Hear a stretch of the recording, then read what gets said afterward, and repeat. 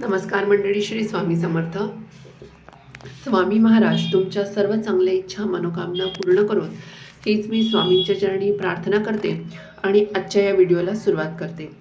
तर गुढीपाडव्यापासून सुरुवात होते मराठी नवीन वर्षाची आणि यंदाचा हा गुढीपाडवा नक्की कधी आलेला आहे, गुढी कधी कधी उभी करायची, शुभ मुहूर्त, गुढीपाडव्याचे नियम, संपूर्ण माहिती या एकाच व्हिडिओमध्ये मी तुम्हाला आज सांगणार आहे. चला तर मग व्हिडिओला सुरुवात करूया. तर यावर्षी गुढीपाडवा 19 मार्च 2026ला आहे आणि यंदा हा गुढीपाडवा गुरुवारी आलेला आहे. 19 मार्चला सकाळी चैत्र शुद्ध प्रतिपदेचा क्षय आहे.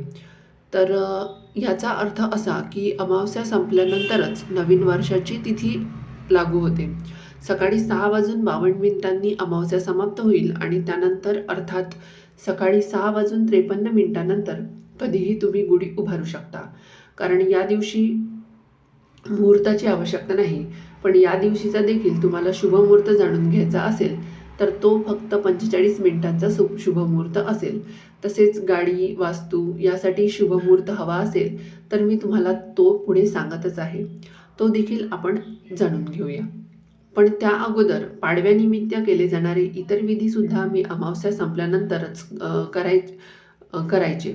जसं पंचांग पूजन असेल, गणपती पूजन असेल, घटस्थापना असेल, हे सुद्धा सकाळी 6:53 करायचे. तसेच या तिथीला श्रीराम नवरात्र, वासंतिक नवरात्र सुद्धा सुरू होतं. त्या संबंधित विधी देखील सकाळी 6:53 करायचे आहेत.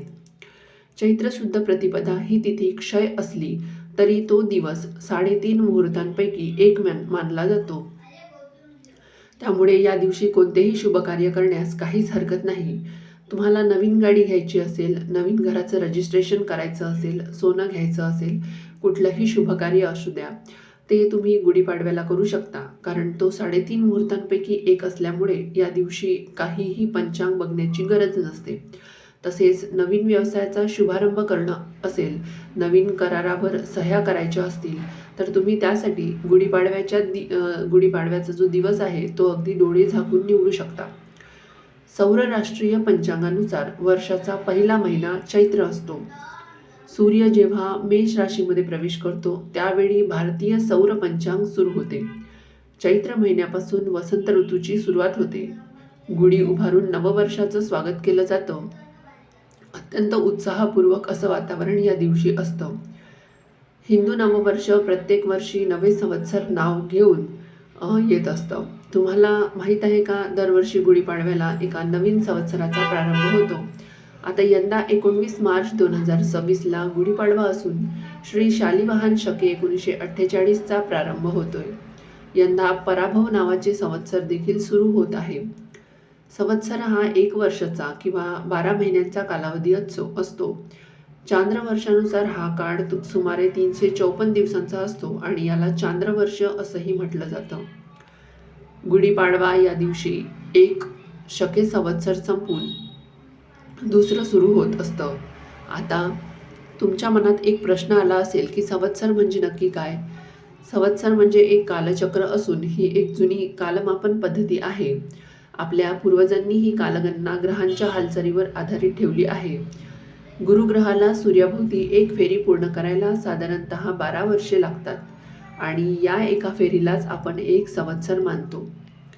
आकाशात जेव्हा गुरुच्या 5 आणि शनीच्या 2 प्रदक्षिणा पूर्ण होतात तेव्हा बरोबर 60 वर्षाचे एक मोठे चक्र पूर्ण होते आणि पुन्हा या ग्रहाच्या स्थितीची पुनरावृत्ती होते. गणितातील काही सूक्ष्म फरकांमुळे 86 संवत्सरामध्ये 85 वर्षेच पूर्ण होतात. म्हणजेच एका वर्षाचा लोप होतो. हा संवत्सर म्हणजे महाकालाचा एक अत्यंत महत्त्वाचा भाग आहे. भगवान श्रीहरी विष्णूंनी 7वा राम अवतार चैत्र शुद्ध नवमीला घेतला. याच दिवशी रामनवमी देखील साजरी केली जाते. तसेच बलीचा वध करून प्रभू श्रीरामांनी दक्षिणेतील प्रजेला अत्याचारापासून मुक्त केलं. प्रजाजनांनी विजयाची गुढी उभारून हा दिवस साजरा केला. त्या दिवसापासून गुढीपाडवा हा सण साजरा करण्याची प्रथा सुरू झाली आहे अशी मान्यता आहे. आता आपण जाणून घेऊया गुढी कशी उभारावी, याचा नेमका विधी काय. बघा, गुढी ही आपल्या पराक्रमाचे प्रतीक आहे. याची जाणीव ठेवून ती सन्मानाने उभी करावी आणि ती सन्मानाने देखील उतरवली जावी. आजच्या दिवशी सूर्योदयापूर्वी उठून अभ्यंग स्नान करून नवीन वस्त्र परिधान करून नवीन वर्षाचे आनंदाने स्वागत करायचे. दाराला झेंडूच्या फुलांचे व आंब्याच्या पानांचे तोरण बांधायचं. उंबऱ्यावर हळदीचे लेपन करायचं. मुख्य प्रवेशद्वाराच्या दारावरती कुंकवाने किंवा हळदीने स्वस्तिक काढायचे. अंगणात रांगोळी काढायची. त्यानंतर उंबऱ्याला धूप दीप यांनी ओवाळायचे. त्यानंतर सर्वात महत्त्वाचे, देवघर स्वच्छ करून देवाची पूजा करायची. सर्व देवांना पंचामृताने सुंदर असे स्नान घालून घ्यायचे, कारण गुढी उभारण्यासाठी आपल्याला घरातील देवांची अगोदर पूजा व्हायला हवी. देवपूजा झाल्यानंतर आपल्याला गुढी उभारायची असते आणि त्यामुळे देवपूजा लवकर आटपून या दिवशी करून घ्यायची आहे. आणि जी गुढी आहे ती ऊन पडल्यानंतर 10 वाजता 11 वाजता भर दुपारी अशा वेळी कधीही उभारू नका. जेव्हा सूर्योदय होतो त्यावेळेस खरी तर गुढी उभारण्यात येते. त्यावेळेस शक्य नसेल तर कमीत कमी जोपर्यंत कोवळं ऊन असतं 8 साडेआठ किंवा 9पर्यंत आपली गुढी जी आहे ती तुम्ही उभारून घ्या. आता जाणून घेऊया गुढी उभारण्यासाठी आपल्याला काय काय साहित्याची गरज लागणार आहे. तर गुढी उभारण्यासाठी एका ताटामध्ये हळदी कुंकू, एका छोट्याशा ग्लासमध्ये स्वच्छ पाणी घ्या. एक मोकळा तांब्या घ्या. निरंजन घ्यायचं, थोडं चंदन घ्यायचं. एका छोट्या वाटीमध्ये अक्षदा तसेच घंटी घ्यायची. दोरी आपण गुढी बांधण्यासाठी वापरणार आहोत. सुतळीचा वापर करायचा नाही आहे. तसेच लाल धागा म्हणजे कलावा आपण गुढीची साडी बांधण्यासाठी वापरणार आहोत. त्याचबरोबर अगरबत्ती घ्यायची आहे, माचीस घ्यायची आहे, साखरेची माळ म्हणजे साखरगाठी किंवा साखरेचे कंकण म्हणतात तर ते घ्यायचं आहे. त्यालाच आपण गाठी असं देखील म्हणतो. 2 विड्याची पानं, 1 सुपारी, नारळ घ्यायचा आहे. आणि त्याचबरोबर गुढीसाठी प्रसाद त्या दिवशी बनवला जातो. यामुळे गूळ, ओली हरभऱ्याची डाळ म्हणजेच भिजवलेली डाळ आणि कडुलिंबाचा पाला टाकायचा आहे आणि याचा प्रसाद या दिवशी खाल्ला जातो. तसेच गुढीला लावण्यासाठी हार घ्यायचा आहे. त्याचबरोबर एक काठपदराची नवीन साडी, ब्लाऊज पीस घ्यायचा आहे. साडी ही घातलेली नसावी, आपण एकदाही वापरलेली नसावी, ती पूर्णपणे कोरी असावी. लिंबाचा एक डहाळ घ्यायचा आहे आणि त्याचबरोबर आंब्याचाही एक डहाळ घ्यायचा आहे. त्याचबरोबर आपल्याला एक बांबूची काठी लागणार आहे, त्याला आपण साडी बांधणार आहोत. गुढी उभारण्यासाठी आपल्याला बांबूची काठी लागणार आहे आणि त्यालाच आपण वेळूची काठी देखील म्हणतो. तर ही बांबूची काठी सर्वप्रथम स्वच्छ धुवून घ्यायची आणि जिथे आपण गुढी उभारणार आहोत ती जागा स्वच्छ करून घ्यायची. शक्यतो त्या जागी हळदीचे लेपन करून घेतलं तर अतिशय उत्तम. त्या जागी रांगोळी काढायची. हळदीचे लेपन नाही काढलं तरी रांगोळी काढायची छोटीशी आणि त्यावर हळदी कुंकू अर्पण करायचं. एक छोटासा पाट किंवा छोटासा चौरंग ठेवायचा. त्यावर तुम्हाला रांगोळी काढायची किंवा एखादा लाल वस्त्र अंथरून घ्यायचा. त्यावर थोडेसे तांदूळ टाकायचे आणि त्या तांदळावर थोडंसं हळदी कुंकू अर्पण करून घ्यायचं आणि जी काठी आहे वेळूची स्वच्छ केलेली ती तिथे उभी करायची. त्यावेळी वेळूच्या काठीला सुरुवातीला हळदी कुंकू लावून घ्यायचं. त्या पाटावर बाजूला दिवा लावून घ्यायचा. छोटं निरंजन किंवा दिवा लावून घ्या. धूप अगरबत्ती लावून घ्या आणि त्यानंतर आपण इथे गणपती बाप्पांची पूजा करणार आहोत. तर एका छोट्याशा तांब्यामध्ये 1 सुपारी म्हणजेच गणपती बाप्पा म्हणून आपल्याला या सुपारीची पूजा करायची आहे. तुमच्याकडे जर छोटीशी मूर्ती असेल तर त्या मूर्तीचीही पूजा करू शकता. त्यांना पाण्याचा अभिषेक घालून घ्यायचा आहे आणि विड्याच्या जोड पानावरती थोड्याशा अक्षदा ठेवून त्याच्यावरती हळदी कुंकू वाहून ती सुपारी आपल्याला त्या पानावर ठेवायची आहे. गणपती बाप्पांना हळदी कुंकू अक्षदा फुलं व्हायच्या आहेत आणि अशा पद्धतीने धूप दीप दाखवून आपल्याला गणपती बाप्पाची सर्वप्रथम पूजा करून घ्यायची आहे. हात जोडून गणपती बाप्पांना नमस्कार करायचा आहे. वक्रतुंड महाकाय सूर्यकोटी समप्रभ निर्विघ्नं कुर्मे देव सर्व कार्येषु सर्वदा असं म्हणायचं आहे. आणि त्यानंतर मग या काठीला जे तुम्ही वस्त्र घेतलेले असतील ते तुम्ही नेसवायचे आहे. त्या वस्त्राला हळदी कुंकू लावायचे. नंतर वस्त्र नेसवल्यावर त्याच्यावरती कलश उभा तो जो कलश आहे तो आपल्याला उलटा ठेवायचा आहे त्या साडीवरती, त्या गुढीवरती, वेळूच्या काठीवरती. आणि मग तो कलश उलटा ठेवण्यापूर्वी त्या कलशाला 5 रेषा ओढून घ्यायच्या. त्या कलशावर ओल्या कुंकवाने स्वस्तिकसुद्धा काढून घ्यायचं आणि मग तो कलश जो आहे तो उलटा ठेवायचा. आणि गुढीला जेव्हा आपण साडी नेसवतो त्यावेळेला फक्त साडीच नाही तर त्यासोबत एखादा ब्लाऊज पीस घेऊन त्यानंतर साडीच्या एकसारख्या मिऱ्या करायच्या. आणि मी मगाशी जसं म्हटलं की कुठलेही वस्त्र तुम्ही घेऊ शकता, फक्त ते कोरं असावं. साडी, ब्लाऊज पीस प्रथम बांधून घ्यायचा, त्यानंतर साखरगाठी बांधायची. आजच्या दिवशी साखरगाठीचं फार महत्त्व आहे बरं का, कारण याने वाढलेली उष्णता कमी होते. बऱ्याच जणांना उन्हाळ्यात डिहायड्रेशन तसेच शरीरातील साखर कमी होते आणि म्हणून साखरगाठी विशेष करून खाल्ली जाते. आणि लहान मुलांना साखरगाठी गळ्यात घालून मिरवायलाही फार आवडतं आणि ती शुभही असते असं म्हणतात. त्यानंतर लिंबाची पाने म्हणजे लिंबाची डहाळी, आंब्याची पाने म्हणजे आंब्याची डहाळी, फुलांचा हार बांधायचा आणि त्यानंतर वरून कलश ठेवायचा. आणि ही गुढी दरवाजाच्या बाहेर किंवा खिडकीच्या बाहेर उजव्या हाताला उभारायची. काही जण नुसतीच गुढी उभारतात तर काही जण कलशाची स्थापनाही करतात. गावानुसार पद्धती वेगवेगळ्या असतात. खरं तर सगळे आपल्या श्रद्धेवर आहे. अगदी छोटीशी गुढी बाजारातून आणून तिची पूजा केली तरीही चालते. फक्त आनंद, उत्सव साजरा करता आला पाहिजे तेवढेच. गुढी उभारल्यानंतर गुढीला गंध, अक्षदा, फुलं, धूप, फुलं वाहून धूप दीपाने ओवाळून घ्यायचं. ओम ब्रह्मध्वजाय नमः हा मंत्र म्हणून पुढील गुढीला नमस्कार करायचा. गुढीला सांगायचं, तू जशी उंच आहेस, निळ्या निळ्या आकाशाशी नाते सांगते, तशीच आमची प्रगती होऊ दे. सद्विचार आणि सदाचार यांची झेप घेऊ दे.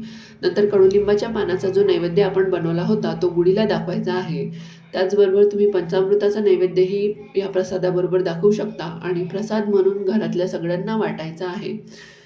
कडुलिंब हा शीतगुणांचा आहे आणि म्हणून शरीरातली उष्णता याने कमी होते. तसेच वसंत ऋतूत कफाचा प्रकोप झालेला असतो. कफ दोषामुळे वाढलेल्या आजारांचेही शमन कडुलिंबाच्या पानामुळे होते. असे बरेच फायदे कडुलिंबामुळे होतात. गुढीची पूजा झाल्यानंतर पंचांग वाचन आणि नवीन खरेदी केलेली पुस्तके किंवा नवीन खरेदी केलेल्या वस्तूंची पूजा आज करायची आहे. लाल व पिवळ्या पोटलीची पूजा करायची आहे. पोटलीची पूजा कशी करायची आहे त्यासाठी नवीन व्हिडिओ बनवलेला आहे. तसेच सरस्वती देवीचे पूजन करून शालेय साहित्य, पाटी, वह्या या सर्व पूजनाची प्रथा आहे. तर आपण नेहमीच वापरतो त्या सर्व वस्तूंची देखील फुलं वाहून पूजा करायची आहे. गुढीपाडव्याच्या दिवशी तर गुढी उभारली जावी. शिवाय त्या दिवशी पंचांगणावरील गणपतीचे पूजन करावे. पंचांगणात दिलेले वर्षफल वाचावे. तसेच अजूनही अनेक ठिकाणी गुढीपाडव्याच्या दिवशी सकाळी पंचांग घरी आणून त्याचे पूजन करून सहस्त्र फलाचे वाचन श्रद्धापूर्वक केले जाते. नंतर जेव्हा तुमचा स्वयंपाक होईल तेव्हा गुढीला साग्र संगीत असा नैवेद्य दाखवायचा आहे. कोणी पुरणाचा तर कोणी श्रीखंडपुरीचा नैवेद्य दाखवतात. घरात जे काही बनवले जाते त्याचा नैवेद्य दाखवावा. फक्त गोडाधोडाचा नैवेद्य असावा, कारण नवीन वर्षाची सुरुवात ही गोड असावी. आपला दिवस सूर्योदयापासून सुरू होतो आणि म्हणून तुम्ही गुढी सूर्योदयाच्या वेळीच उभारावी. म्हणजे कोवळं ऊन आहे तोपर्यंतच. तसेच ती सूर्यास्ताच्या साधारण 10 मिनिटे आधी उतरावी असे सांगितले जाते. प्रदोष काळामध्ये आपल्याला गुढी जी आहे तर ती उतरवायची आहे. गुढी उतरवताना सुद्धा दिवा लावून घ्यायचा. धूप, दीप, अगरबत्ती ओवाळायची. हळदी कुंकू लावून घ्यायचं. घरातील सर्वांनी या गुढीच्या पाया पडायचे. गुढीला प्रार्थना करायची की माझ्या आयुष्यामध्ये सुखसमृद्धी, ऐश्वर्य राहू दे. माझ्या घरामध्ये धनधान्याची भरभराट होऊ दे. प्रार्थना करून सर्वांनी नमस्कार करायचा आणि त्यानंतर तुम्हाला गुढी जी आहे ती उतरवायची आहे.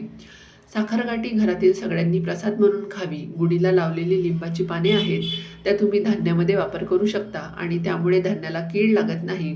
तसेच गुढीसाठी वापरलेली आंब्याची पाने, हार, फुले यांचे निर्माल्यामध्ये विसर्जन करावे. गुढी उभारण्याचा शुभ मुहूर्त जाणून घेऊ. बघा, गुढीपाडव्याच्या आदल्या दिवशी असलेली अमावस्या 19 मार्चला सकाळी 6:54 संपणार आहे. शास्त्राप्रमाणे अमावस्या सुरू असताना गुढी उभारली जात नाही. त्यामुळे ही वेळ संपल्यानंतरच आपण गुढी उभारू शकतो. त्यासाठी गुढी उभारण्यासाठी सर्वात प्रबळ आणि शुभ मुहूर्त सकाळी 7 ते 7:45 वाजेपर्यंत आहे. या 45 मिनिटांच्या कालावधीतच गुढी उभारून तिची पूजा करण्याचा प्रयत्न करावा. तसेच गुढीपाडव्याच्या दिवशी नवीन जागा खरेदी, बुकिंग किंवा सोने खरेदी, नवीन वाहन खरेदी आपण करतो. यासाठी दिवसभर शुभ मुहूर्त आहे. परंतु जो अतिशुभ मुहूर्त आहे तो आहे 19 मार्च रोजी दुपारी 2:30 वाजल्यापासून ते 3:30 वाजेपर्यंत, म्हणजे 1 तासाचा हा शुभ मुहूर्त असेल. तर आता आपण महिलांनी गुढीपाडव्याला आवर्जून काही नियम आहेत ते पाळले पाहिजे. ते कोणते आहेत ते थोडक्यात जाणून घेऊया.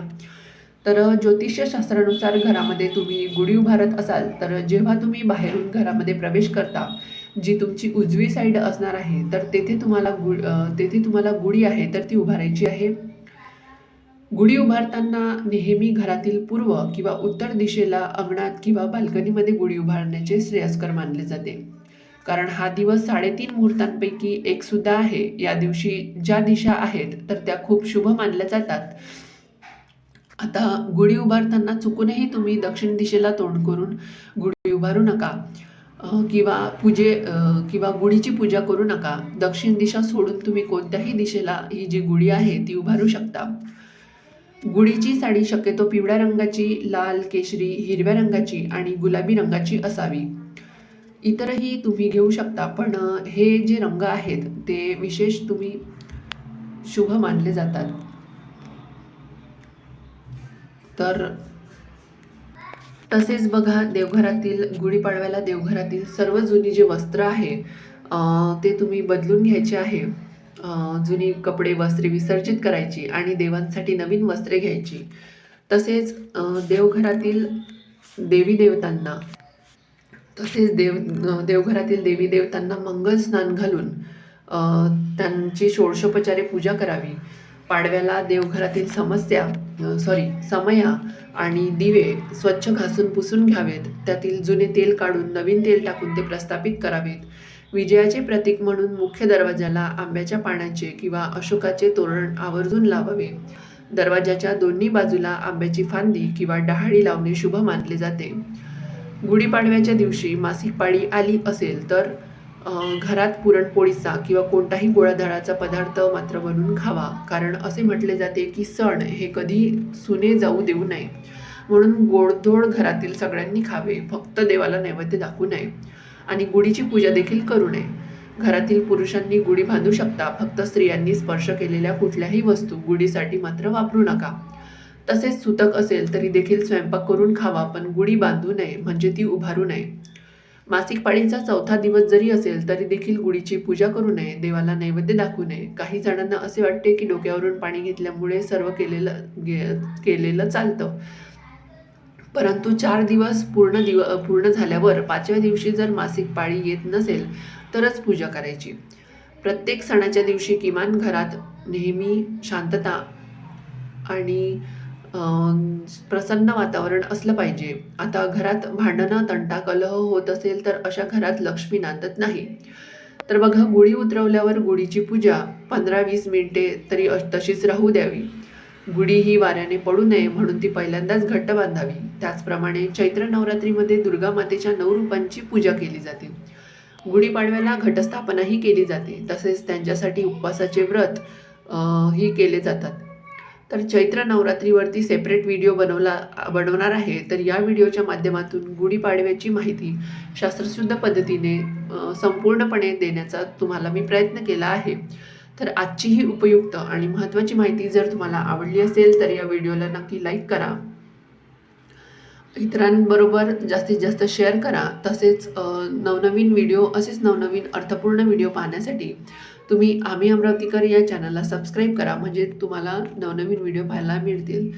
त्याचबरोबर जे बेल आयकॉन आहे त्याच्यावर देखील क्लिक करा, म्हणजेच येणारे नवनवीन व्हिडिओचे नोटिफिकेशन तुमच्यापर्यंत पोहोचेल आणि तुम्ही एकही व्हिडिओ मिस करणार नाही. हा व्हिडिओ शेवटपर्यंत पाहिल्याबद्दल तुमचे मनापासून धन्यवाद. गुढीपाडव्याच्या तुम्हा सर्वांना खूप खूप शुभेच्छा.